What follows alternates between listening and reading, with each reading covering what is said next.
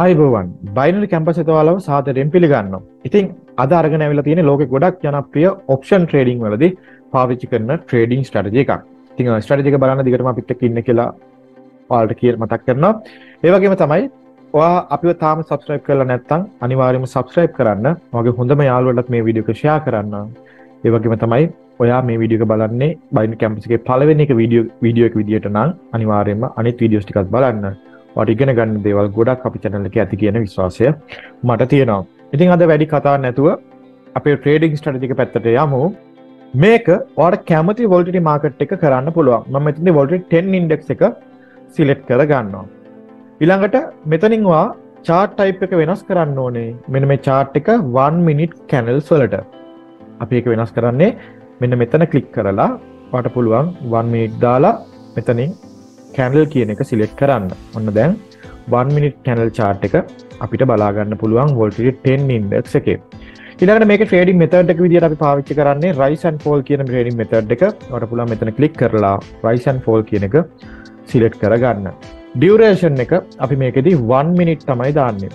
ඉතින් මම කිව්වා මේක ලෝකේ ගොඩක් අය පාවිච්චි කරන trading strategy එකක් කියලා option trading වලදී. ඉතින් එයාලා මේක trade කරන්නේ 30 seconds වලට.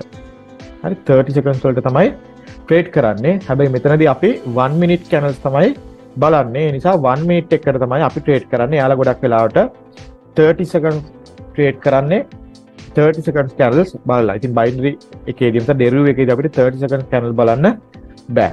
ඒ නිසා එයාලගේ settings වලට වඩා පොඩ්ඩක් වෙනස් කරලා තමයි අද අපි කරන්නේ. එයාලගේ indicator settings මේ අපි මේකට පාවිච්චි කරන්නේ 1 minute වලට ගැලපෙන විදිහට තමයි අපි මේක පාවිච්චි කරන්නේ. එහෙනම් 1 minute තමයි අපි duration එක මෙතන දාගන්නේ. stake එක අනිවාර්යෙන් management එකක් විදිහට ගන්න. මම මෙතන management එකක් අද දාන්නේ නැහැ. මොකද minute trading වලදී අපිට entry point එකක් ගන්න අවස්ථාව හම්බ වෙන්නේ අඩුවෙන්. ඒ නිසා මෙතනදී මම stake එක management එක විදිහට හදාගන්නේ නැහැ. trade කීපයක් දාන time එකක් අපිට නැති වෙයි. ඒ නිසා entry point එකක් ආවොත් අපි entry point එක අනිවාර්යෙන්ම ගමු. ඒ නිසා ඔයා මේක කරනවා නම් අනිවාර්යෙන්ම management එකක් එක්ක මේ වැඩේ කරන්න. නිකන් කරන්න එපා. නිකන් කැමති විදිහට ටෙක් දාගෙන ඔහේ කරගෙන යන්න එපා. මැනේජ්මන්ට් එකක් එක්ක යන්න. ඊළඟට allow equals කියන එකේ ටික් එකක් ඔයා දාලා තියන්න ඕනේ. අපි ට්‍රේඩ් එකට එන්න වෙන්නේ අපි දන්නා මෙන්න මේ rise or fall button දෙකෙන්. හරි. අපේ main setup එක හදාගෙන ඉවරයි. දැන් අපි අපේ indicators ටික මේ chart එකට add කරගන්න ඕනේ. ඉතින් ඔයාලා පුළුවන් මෙන්න මෙතන click කරන්න. මෙන්න මෙතන click කරලා එන්න momentum වලට. momentum වලට එන්න. momentum වල ඔයාලට බලා ගන්න පුළුවන් stochastic oscillator කියන indicator එක. මෙන්න මේ stochastic oscillator කියන indicator එක උඩ click කරන්න. හරි. ඔන්න stochastic oscillator indicator එක මෙතෙන්ට add වෙලා තියෙනවා.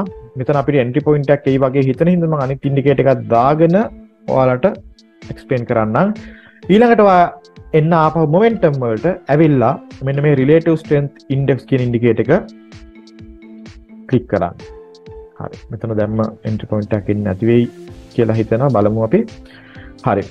මෙතන මෙන්න මෙහෙමයි ඔයාට කරන්න තියෙන්නේ. හරි. අපි ඉස්සෙල්ලාම මේ stochastic indicator එක ගත්තොත් එහෙම ඔයාට පේනවා මේ stochastic indicator එකේ මෙන්න මෙතන තියෙනවා line එකක්. මෙන්න මේ line එක 80 සීමාව තමයි ඔයාට පෙන්නන්නේ. හරි. 80 සීමාව පෙන්නනවා. ඒ වගේම මෙතන තියෙනවාට තව පහලින් line එකක්. මෙතන ඔයාට කී සීමාවද පෙන්වන්නේ 20 සීමාව පෙන්නනවා. ඒ වගේම තමයි මේ stochastic oscillator කියන indicator එකේ ඔයාට පේනවා කළු පාටයි රතු පාටයි line දෙකක් ගමන් කරනවා. ඉතින් මෙන්න මේ කළුයි රතුයි line දෙක මෙන්න මේ වගේ 80 line එකට ඉහළින් cross වෙලා රතු පාට line එක ඉහළට එනවා නම් අපි කියනවා market එක මොනවා වෙනවා කියලාද? market එක down වෙනවා කියලා කියනවා. නැත්නම් මාකට් එක පහළට යනවා කියලා අපි මෙතනදී ප්‍රෙඩික්ට් කරනවා. ඕක තමයි stochastic oscillator එකේ down trend එකක් identify කරගන්න විදිය. ඉතින් මේකේ මෙන්න මේ වගේ cross වෙන ඒවා අපිට හරි crossing විදියට ගන්න බෑ. අනිවාර්යෙන් 80 line එකට ඉහළින් cross වෙන්න ඕනේ down trend එකක් identify කරගන්න නම්. මෙන්න මේ වගේ. මෙතනත් ඔයාලට පේනවා මාකට් එක පහළට ඇවිල්ලා තියෙනවා. හරි. ඔය විදිහටම තමයි 20 line එක තියෙනවා. 20 line එකට අපි ගත්තොත් 20 line එකට පහළින් මෙන්න ඔය විදිහට කළු රතුයි line එක cross වෙලා කළු පාට line එක උඩට එනවා නම් මාකට් එකට මොකද වෙන්නේ? මාකට් එක අප් වෙනවා කියලා වාට සිග්නල් එකක් හම්බ වෙනවා. 80 ලයින් එකට ඉහළින් ක්‍රොස් වෙලා රතු පාට ලයින් එක ඉහළට එනවා නම් මාකට් එක ඩවුන් වෙනවා කියලා කියනවා. 20 ලයින් එකට පහළින් මේ දෙන්න ක්‍රොස් වෙලා කළු පාට ලයින් එක ඉහළට එනවා නම් අපි කියනවා මාකට් එක අප් වෙනවා කියලා. ඔය විදිහට තමයි මෙතනදී අපි අයිඩෙන්ටිෆයි කරගන්නේ මාකට් එකේ ට්‍රෙන්ඩ් එක. හරි. මෙතන අපිට එන්ට්‍රි පොයින්ට් එක ගන්න තාම ආවේ නැහැ.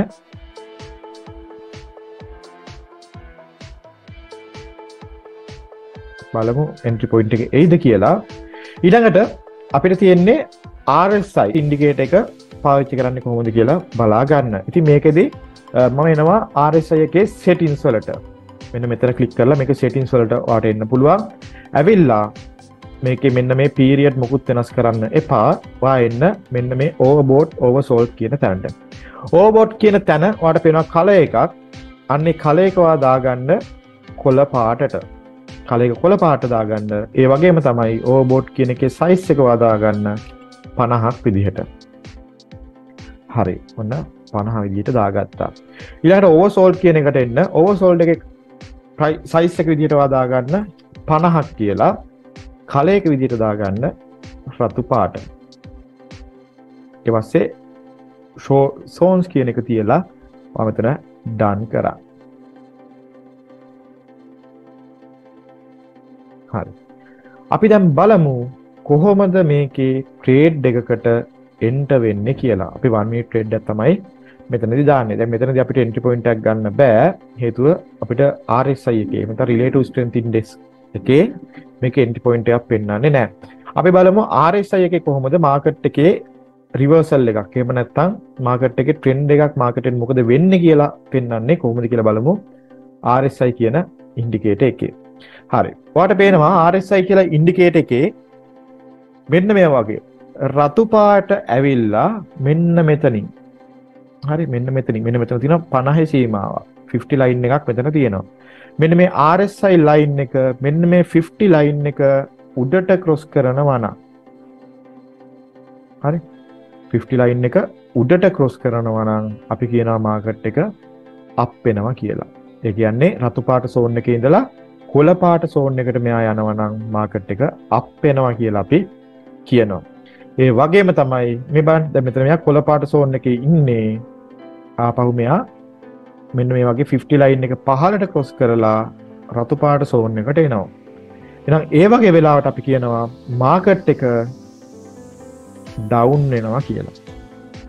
මෙයා අර 50 ලයින් එකේ නැත්නම් 50 සීමාව ඉහළට ක්‍රොස් කරොත් මාකට් එක අප් වෙනවා කියලා කියනවා. එහෙම නැත්නම් පහළට ක්‍රොස් කරොත් මාකට් එක ඩවුන් වෙනවා කියලා කියනවා. හරි? දැන් ඔයාලට පේනවා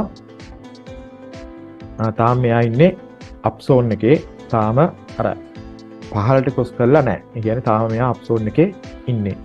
හරි. දැන් අපි බලමු මේකේ කොහොමද හරියටම ට්‍රේඩ් එකකට එන්ටර් වෙන්නේ කියලා. හරි.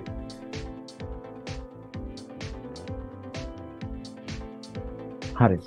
මෙන්න තියෙනවා අපිට එන්ට්‍රි පොයින්ට් එකක් ආපු තැන. මෙතන මොකද වෙලා තියෙන්නේ? ඔයාලට පේනවා අපේ පළවෙනි කන්ෆර්මේෂන් එක විදිහට මෙතන RSI එක අර 50 ලයින් එක 50 සීමාව ක්‍රොස් කරගෙන කොළ පාට සෝන් එකට එහෙම නැත්නම් ඉහළට ඇවිල්ලා තියෙනවා. ඒකෙන් ඔයාලට හම්බ වෙනවා සිග්නල් එකක් මොකද්ද? මාකට් එක අප් වෙන්න යනවා කියලා. ඊළඟට මෙතන ඔයාලට පේනවා මෙන්න මේ කළු පාටයි රතු පාටයි ලයින් දෙක ක්‍රොස් වෙනවා. හරි මේක අපි ලයිව් මාකට් එකේ බලුවොත් එකම අවස්ථාවේ තමයි පෙන්වන්නේ. අපි ලයිව් එන්ට්‍රි පොයින්ට් එකක් ගන්නවොත් අරගෙන බලමු. හරි මෙතනදී මොකද වෙන්නේ? මේ දෙන්න ක්‍රොස් වෙනවා. ක්‍රොස් වෙලා කළු පාට ලයින් එක ඉහළට එනවා. ක්‍රොස් වෙන්නේ 20 ලයින් එකට පහළින්. එහෙනම් මෙතනත් ඔයාලට සිග්නල් එකක් හම්බ වෙනවා. මේ වෙද්දි මාකට් එක අප් වෙන්න යනවා කියලා. එහෙනම් මෙයත් අප් කියලා කියනවා. මෙයත් අප් කියලා කියනවා. එහෙනම් ඔයා බලාගෙන ඉන්නවා. මෙතන බලාගෙන ඉඳලා මේ කැන්ඩල් එක හැදිලා මේ කැන්ඩල් එක හැදෙනවත් එක්කම ඔයා ට්‍රේඩ් එකට එන්ටර් වෙනවා. ඒකට පේනවා මේ කොළ පාට කැන්ඩල් එකක් හැදිලා තියෙන්නේ. එහෙනම් අනිවාර්යෙන් මාකට් එක ඉහළට ගිහිල්ලා තියෙන්නේ. මේ ට්‍රේඩ් එක ඔයා වින් කරලා තියෙනවා. හරි. ඔන්න විදිහට තමයි මේකෙදි higher trade එකකට එන්ටර් වෙන්නේ. අපි දැන් බලමු මේකේ lower trade එකකට කොහොමද එන්ටර් වෙන්නේ කියලා.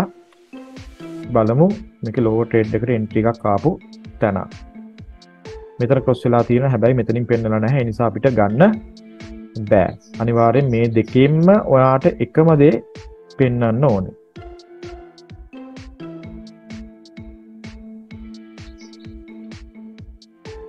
ඔයාට පේනවා මෙන්න මෙතන අපේ lower trade එකට entry එකක් ඇවිල්ලා තියෙනවා. ඔයා පළවෙනියෙන්ම බලනවා හරි. මෙයා green zone එකේ ඉඳලා එහෙම නැත්නම් කොළ පාට පැත්තේ ඉඳලා මෙන්න මෙතනින් red zone එකට එහෙම නැත්නම් 50 line එක පහළට cross කරලා තියෙනවා. එහෙනම් ඒකෙන් කියවෙන්නේ market එක down වෙන්න යනවා කියලා. ඒ වගේම තමයි ඔයාට පේනවා 80 line එකට ඉහළින් මෙන්න මේ කළුයි රතුයි line එක cross වෙලා රතු පාට line එක ඉහළට ඇවිල්ලා තියෙනවා. එහෙනම් එතනින් ඔයාට සිග්නල් එකක් හම්බ වෙනවා මේ වෙද්දි මාකට් එක ඩවුන් වෙන්න යන්නේ කියලා. එහෙනම් මෙයත් ඔයාට කියනවා ඩවුන් කියලා, මෙයත් ඔයාට කියනවා ඩවුන් කියලා. ඔයාට තියෙන්නේ මෙන්න මේ කැනල් එක හැදිලා ඉවර වෙලා මේ අලුත් කැනල් එක හැදෙනවත් එක්කම ට්‍රේඩ් එකට එන්ටර් වෙන්න.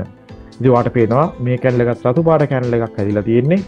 ඒ කියන්නේ මේ විනාඩිය ඇතුළත මාකට් එක පහළට ගිහිල්ලා තියෙනවා.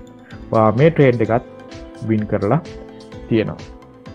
හරි ඔන්න ඔය විදිහට තමයි මේකෙදි අපි එන්ට්‍රි පොයින්ට් එකක් ගන්නෙ. දැන් ඔයාලට පේනවා මේ එක ළඟ ඉහළ පහළ ගිහින් තියෙනවා. මේ වගේ තැන්වල අපි ට්‍රේඩ් කරන්නේ නැහැ. හේතුව ඇයි? මේවා ක්‍රොස් වෙලා තියෙන 80 ලයින් එකට පහළ. මේ තැන්වල අපි ගන්නෙ නැහැ. ඒකට මෙතනත් ක්‍රොසින් එකක් ගිහිලා තියෙනවා. ඒකත් 80 ලයින් එකට පහළින් ගිහින් තියෙන්නේ. මේක අපි ගන්නෙ නැහැ. හරි අන්න ඒ වගේ ගොඩක් ෆේක් සිග්නල් ගොඩක් වෙලාවට වැරදි සිග්නල් මේකෙදි ෆිල්ටර් වෙනවා. ඉතින් ওই විදිහට තමයි මේකෙදි අපි ට්‍රේඩ් එකට එන්ටර් වෙන්නේ higher සහ lower විදිහට. හරි. අපි බලමු මේක එන්ට්‍රි පොයින්ට් එකක් ගන්න තැනක් තියෙයිද කියලා මාකට් එකේ මුලට ඇවිල්ලා. තාම නැහැ. දැන් ඔයාලට පේනවා මෙයා ක්‍රොස් වෙන්න යනවා. හැබැයි මෙයාගේ සිග්නල් එකක්වත් නැහැ. නේ? මෙයාගේ සිග්නල් එකක් නැහැ. එහෙනම් මේ වෙලාවේදී අපි ට්‍රේඩ් වලට එන්ටර් වෙන්නේ නැහැ. අනිවාර්යයෙන්ම මෙයා සිග්නල් එකක් දෙන්න ඕනේ ඔයාට ට්‍රේඩ් එකට එන්ටර් වෙන්න නම්. එයා සිග්නල් එකක් දුන්නේ නැත්නම් ට්‍රේඩ් එකට එන්ටර් වෙන්නේ නැහැ අපි.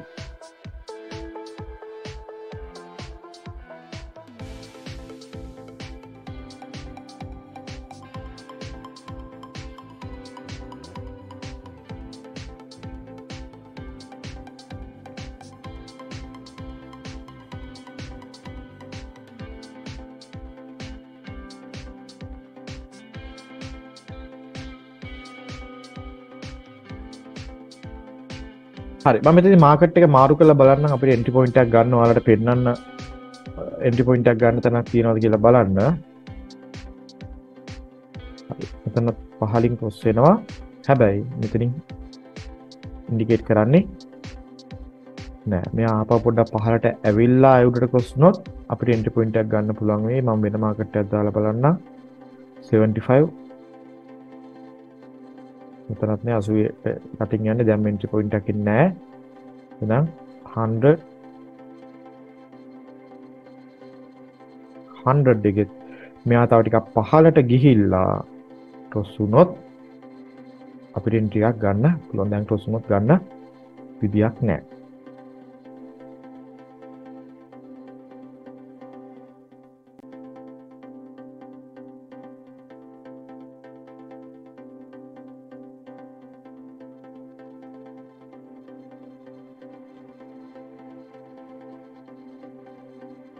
හරි.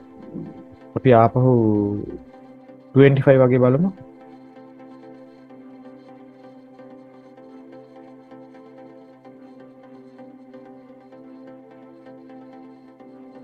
හරි. මෙයා මෙතනින් අනිත් පැත්තට ක්‍රොස් කරොත් අපිට ගොඩක් වෙලාවට ට්‍රේඩ් එකට එන්ටර් වෙන්න පුළුවන් වෙයි.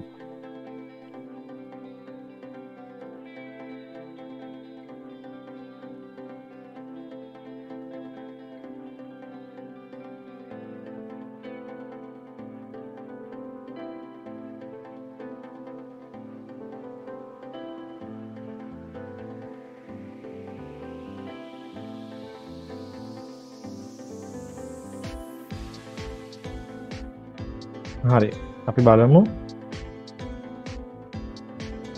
මම මෙතනින් දැනට මෙයා උඩට ක්‍රොස් වෙද්දිම මෙයාත් මෙතනින් ක්‍රොස් වුණොත් ගන්නම්. හැබැයි මේක වෙන්න ඕනේ ලයින් එකෙන් තමයි ක්‍රොසින් එක යන්න ඕනේ. හරි. දැන් මෙතන මෙයා උඩට ක්‍රොස් වුණොත් මම ගන්නම්. ඒ ගන්නේ ඔයාලට මේක එන්ට්‍රි එකක් හරියටම ගන්න කොහොමද කියලා පෙන්වන්න. මේ දෙකම එකට සිද්ධ වුණොත් මම දැන් මෙතනදී ට්‍රේඩ් එකට එන්ටර් වෙනවා. බලාගෙන ඉමු. ඔන්න දැන් මෙතන ක්‍රොස් වුණා. මෙයාත් කළු පාට එකත් උඩට ඇවිල්ලා තියෙන. මම මෙතන ට්‍රේඩ් එකට එන්ටර් වුණා. බලමු මේක රිසල්ට් එක මොකද වෙන්නේ කියලා. හරි. අනිවාර්යයෙන්ම හොඳට මතක තියාගන්න මේක වෙන්න ඕනේ අර ලයින් දෙකෙන් ඉස්සරහයි, ඒ කියන්නේ 80 ලයින් එකට උඩින්, එහෙම නැත්නම් 20 ලයින් එකට පහළින්. මම මෙතන ගත්තේ කන්ෆර්මේෂන් එක හරි. හැබැයි වෙන්න ඕනේ තැන වැරදි. මේක වෙන්න ඕනේ අර මම කලින් කිව්වා වගේම උඩින් හෝ යටින්. හරි. අපි ට්‍රේඩ් එකට එන්ටර් වෙලා තියෙන්නේ $48 අප්‍රොෆිට් 59යි.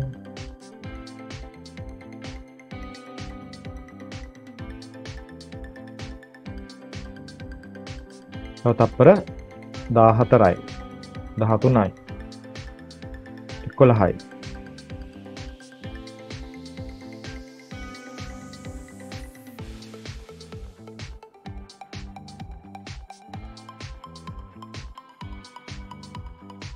හරි.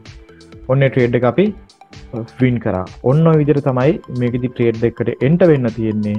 ඒත් මේකේ ප්‍රෙෂර් එක ගොඩක් හොඳට තියෙන්නේ මෙන්න මේ 20 ලයින් එකට පහළින් ක්‍රොස් වුණොත්. ඒ නිසා ඒ ක්‍රොසින් එක ගද්දි අතනින් ගන්න.